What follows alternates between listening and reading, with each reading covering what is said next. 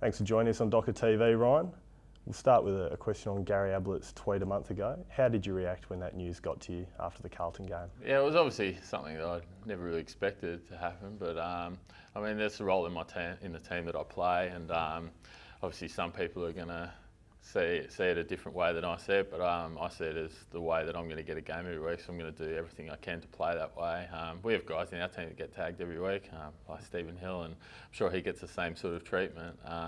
So from my point of view, it didn't really bother me what people outside the club were saying, as long as the people inside the club were happy with my role and the way I was going about it. And I feel like I get as much scrutiny as anyone on the field from umpires and that sort of thing. I feel like they watch nearly every contest I go into, so if I'm doing the wrong thing, I'm going to get penalised. So I didn't think I stood over the mark in any way. And Chris was great after the game. We shook hands and had a little chat, and he seemed fine with the way I played. So.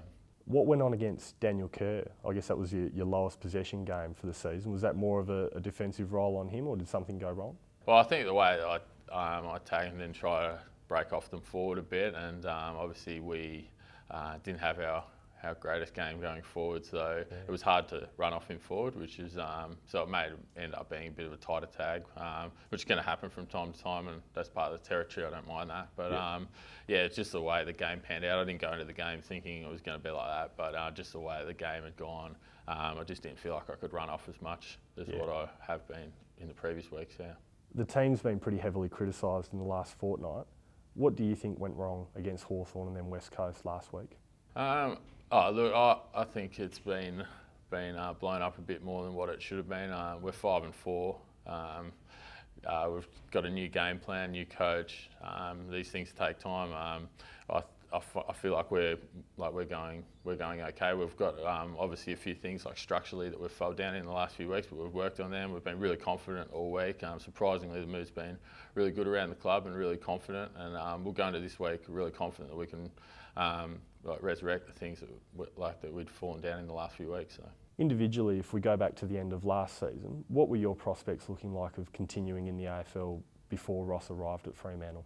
Yeah, well, I'm not sure. Yeah, at the club they were probably not too good. They sort of were thinking about, they told me they were going to sort of put me on the trade table and see what happened there. And then after that, if nothing sort of eventuated, they were going to have a talk to me after that. So everything was up in the air a little bit, and I wasn't sure, which was a tough time.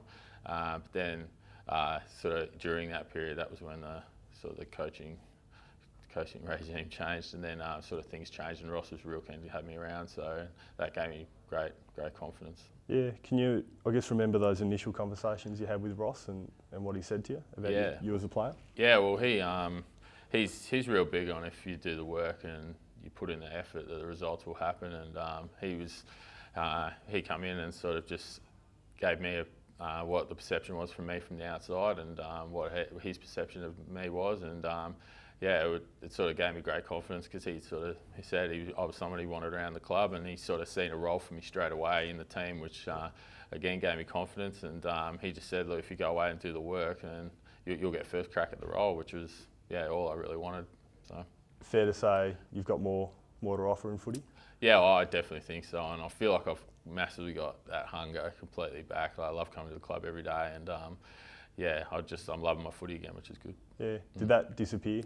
I just felt like things were getting a little bit on top of me. I was just struggling to get a kick, and I sort of felt like I was playing out of position, and as much as I didn't want to admit it to myself, I sort of got to that point where I was starting to feel like it was getting away from me a bit, and that's not a good feeling. But now I feel like I've definitely got a lot to offer.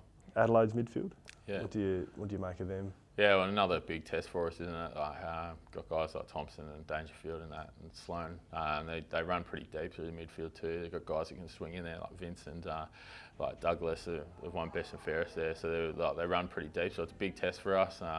And we've been watching the tapes, and Jacobs, I really rate him as a ruckman. So it's going to be a big test for us. We've obviously hopefully addressed a few things that we felt like we fell down in last week, and trying to implement them on the weekend. I'm just really looking forward to it. It's good. It's a good test when you come up against these good midfields and teams that are going well. And they're the wins that you remember when you beat them. So. Yep. Have you got an opponent in mind? Oh, I do, yeah. Yeah? Yeah, I won't let you know, but yeah, I've got an opponent. Yeah, I'll try and find out early in the week. I can usually narrow it down to one or two, so I'll start watching them, and then by the time we get to the team preview for the opposition, they'll let me know. But I got this one pretty spot on. So Yeah. yeah. Just a young player, is he? Oh, you'll have to wait and see. No worries. No worries. Good on you, Thanks, Ryan. mate. Thanks, No mate. worries. Thank you.